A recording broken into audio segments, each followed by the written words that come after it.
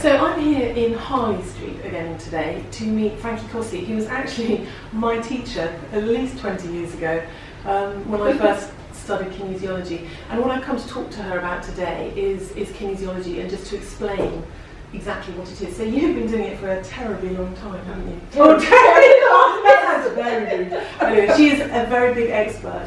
Yes. The 24 million pound question is, what is it, Yes. really? Because most people don't get it. If they know anything about it, they think, oh, it's allergy testing, which is what we do a lot of.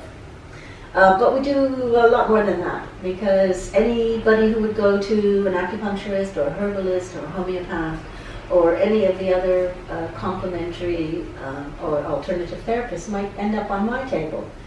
And basically what we're doing is we are opening up energy traffic jams, really.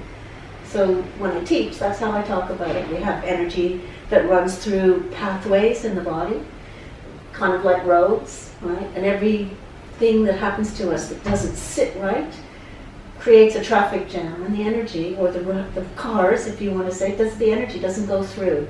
And the more traffic jams that start to happen, the less you feel well about yourself. And I use the word well in a very broad sense.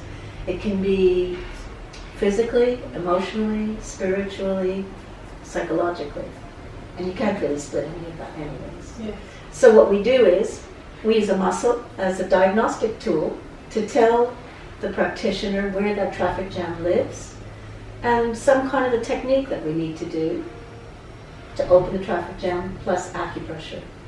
So if I come to you and I say, Franky, I have terrible depression, can you just talk me through how you would even start, or what's the process? So, well, it's interesting, because the first thing we have to say, it's bespoke.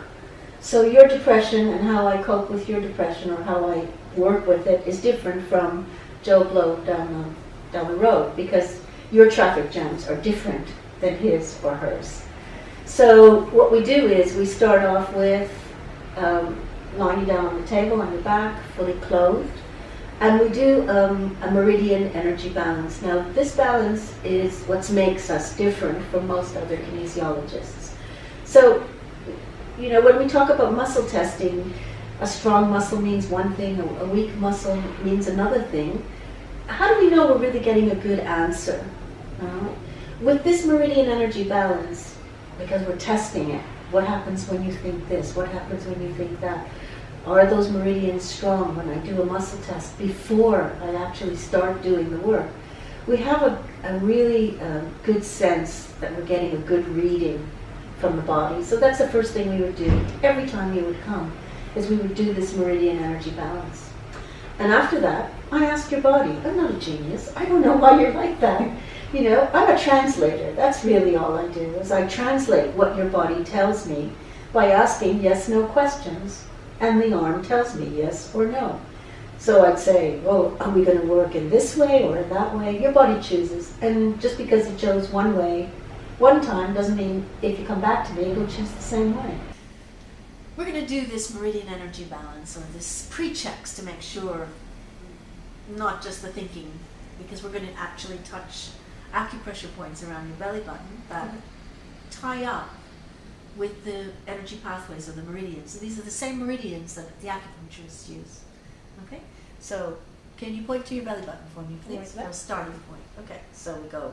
And we're going to name them, because it's from the Chinese 5-element series.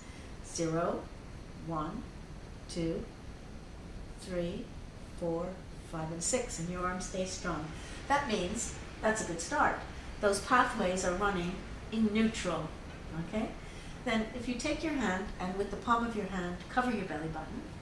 So we're just going to move it slightly over. So now you're covering all those places that I just touched. Right. So now we're going to check to see a few things. So if you can say the word no. No. No. Yes. And say yes. Yes. Yes. That tests that the muscle responds psychologically. Every time you say no, No. and say yes, Yes. it gives me the right answer. Okay. Okay? That's the first check. The second check is a physiological check. What happens when we pinch another muscle? It goes way down. And then when we clear it, It locks. Strong. Okay, so we have 2 checks, a psychological check and a physiological check. And the last check is with a magnet. We put a magnet on your leg, and one side makes it go weak, and the flipping it over makes it stay strong. Yeah. And that tells me that you're electromagnetically balanced or hydrated enough to then start the session.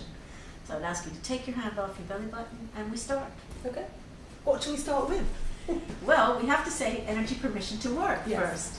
That's the key thing, because even after having done that and made the appointment, your body may say, no, I'm not playing ball with you, right? In which case you can't work. I can't work because that's going against what the body wants. Yeah. So I'd be quite cross if I'd paid my money, come to Harley Street, and then my body said no. Well, the next question would be, what can we do, or can we do something to get energy permission? And often it's something silly. Move the couch, move the plant, move a crystal, drink water, say something, okay, and then we get energy permission to work. Okay. That's usually enough. Yeah, good. So we know that everything has a pattern register in our body, an energy pattern. And if it gets disturbed, then the pattern gets disturbed. So, for instance, if we can imagine, we spell eggs, E-double-G-S. But if it's a disturbed pattern, you may have double G-E-S lodged, and the body doesn't recognize what to do with it. So every time you have eggs, well, you may not feel so great, or in various ways. So what we need to do is we need to match the pattern of E-double-G-S with double G-E-S. And once we match that pattern, the body goes, oh, I know what it is, and I can deal with it. So we have lots and lots of vials, not only for foods, for additives, and also for things that the body produces. So it can be hormones, it can be neurotransmitters, it can be all kinds of very technical things that once the body gets it, it then processes it, and that traffic jam opens up. Great. And so if if hay fever was a problem for me in the summer, that's something I could come to you about, and you'd be able to find out specifically what it is that's setting my patterns off? I never say categorically yes on anything, okay? But most likely yes. I never know these things until somebody's on the table. So, for instance, somebody may call and say, how many sessions do I need?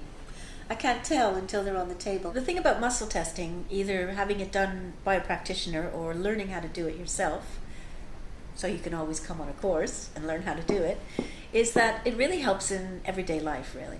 Because you can decide through muscle testing what's the best thing to eat for that day, for instance, or what's the best thing on the menu to have that you will digest the best and process and be healthy with it. It can help you figure out why your child or you are not sleeping, because you can just ask questions of the body once it's balanced. So, for instance, I had a case where a child who was 8 years old still crawling into bed with his parents, which was not really great. And we ended up finding out that the color of the room, the boy's room, needed to be changed. And the minute we changed the paint on the walls, the same as his parents, he slept through the night. I know it sounds silly, but it was really important for them to have a good night's sleep. So not only could it be used as a therapy to help you better your life in any way, but it can also be used as a very practical tool in everyday life.